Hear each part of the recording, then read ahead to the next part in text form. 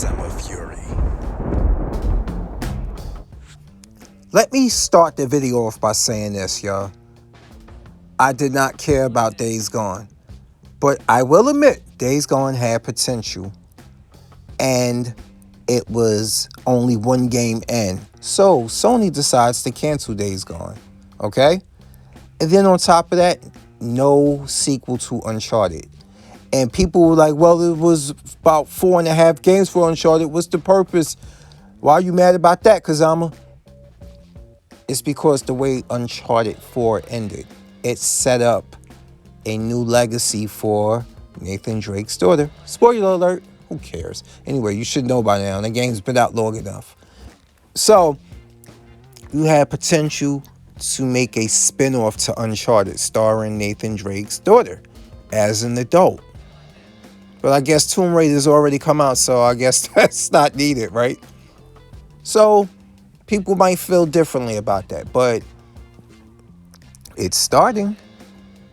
It's starting. Remember what Sean Layden said before they let him go? Oh, no, I'm sorry. He said it after they let him go because he was finally non-contracted to lie. He said the AAA blockbuster market will not be a sustainable one for the future. So how will Sony make their money? It's being left up to be questioned.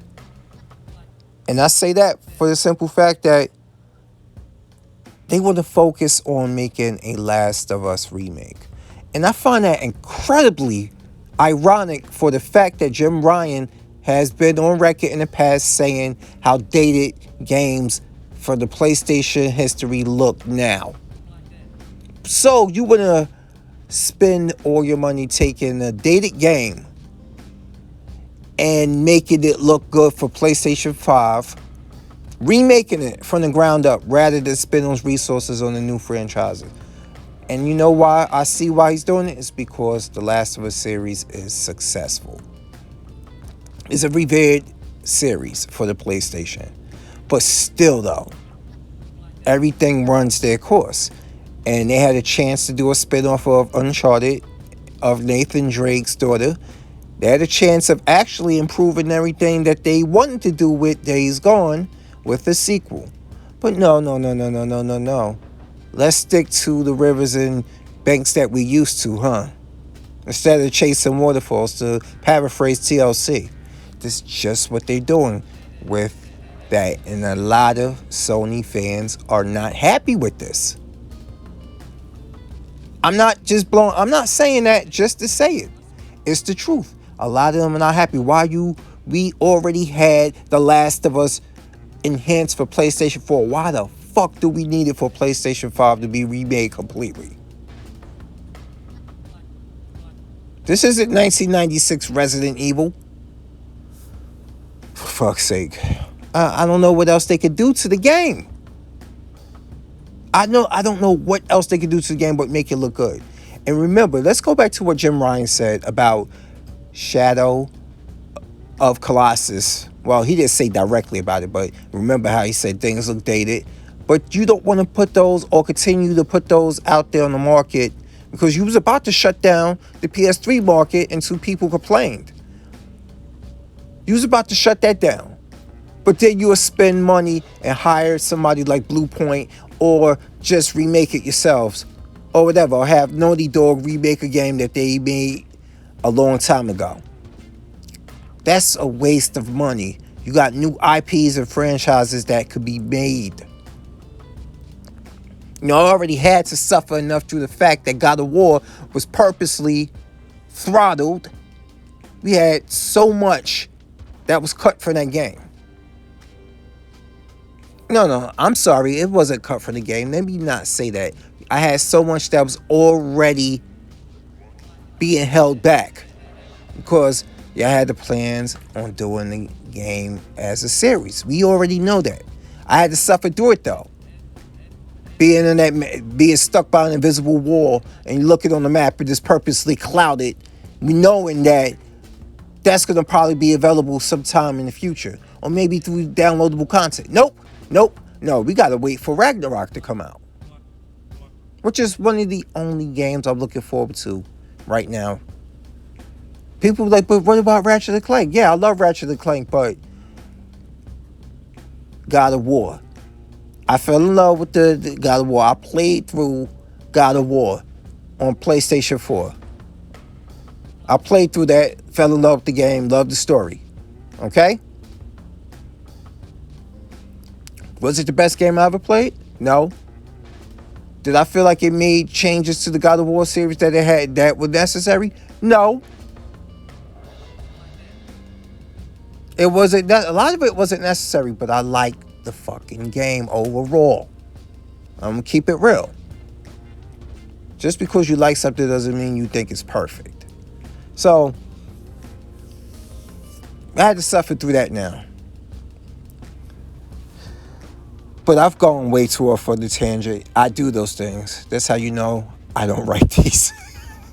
I'm sorry. I'm so sorry, everyone.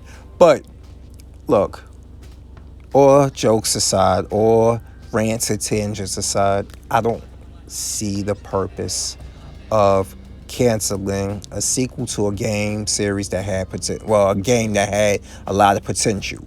If it had a little bit more time in the oven. This time around, they had the options to give it a little bit more time in the oven. And they decided, so it was like, nope. But you want to remake Last of Us. And then the history of the remake to Shadow of Colossus, or I think that was it, after you done heard Jim Ryan say, these games look so dated, who wants to play them? Oh, but if we make them look good, we could charge people about $40 for them. You done, Sony PlayStation's being ran by a graphics whore marketing dude. This is what happens now. So, what did the previous CEO of PlayStation, Sean Layden, was saying? Those story-based games were their bread and butter.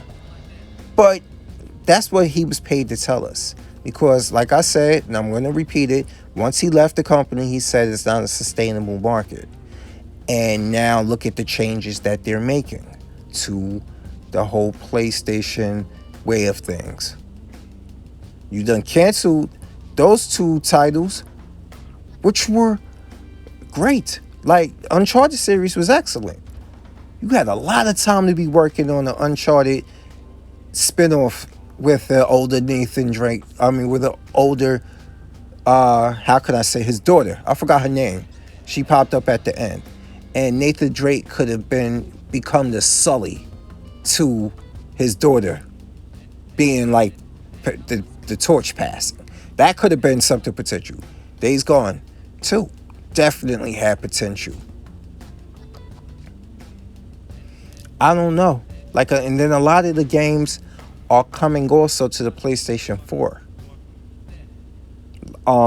Horizon Zero Dawn is going to be on PlayStation 4. So that's not a PS5 exclusive. Miles Morales wasn't a PS5 exclusive. Ratchet and Clank will be. I don't even think God of War Ragnarok will be. I'll be shocked if it is. But they more hell-bent on blocking things, third-party AAA, from coming to their rival's console. Case in point, the rumors that's been going on with Resident Evil Village. With these rumored documents that Sony and Capcom have come to agreement that it will not be on any subscription service, Xbox related, for a year. If it ever comes after that. Well, Resident Evil 7 did, so who knows? Oh man, they so focused on being threatened by Game Pass that they're gonna fuck the whole company over. They losing their essence, man. I don't want them to lose it. I want this shit to stay competitive. I really do. But I feel like they're losing themselves in this whole process because instead of making a better ecosystem, they're looking for a more cost-effective one. And this all links back to the fact that the AAA blockbuster market is not a financially sustainable market, like Sean Layden said.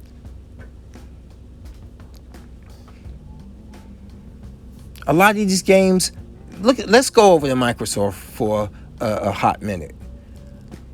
A lot of the games that they're working on, guess what?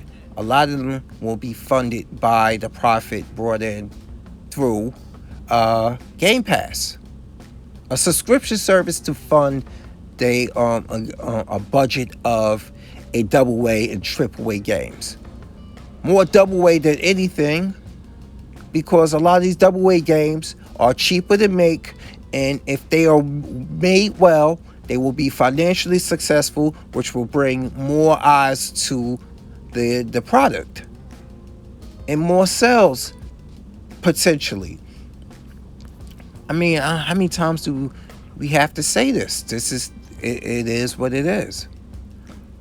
But now the fact that they're canceling a lot of their AAA blockbusters is both shocking, and it's shocking to some, but to others, they were like, you know what? Maybe Sean was right. Maybe he was absolutely correct. And maybe now they're seeing that. You got high production costs on manufacturing PlayStation 5s, which they're not making money on. The game budgets are inflated as fuck.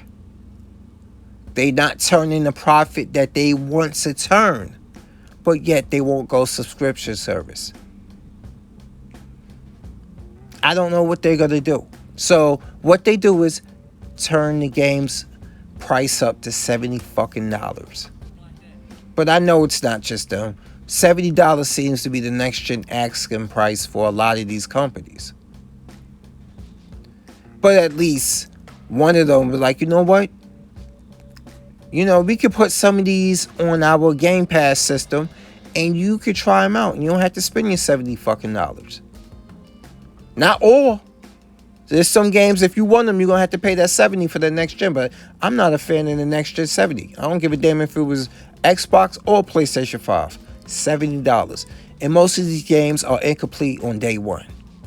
What in the entire fuck is this shit? Oh, man. Without rambling on too long, I don't like this at all. Coming from the Sony camp, I don't like this. I really don't. And even so, like, what other games they're gonna put out? What options do they have? Have they even mentioned new IPs that are like that got your attention? They damn sure ain't got mine if they did mention them. But I digress. So anyway, y'all, because I'm a fury, I'm here, and now I'm out. Peace.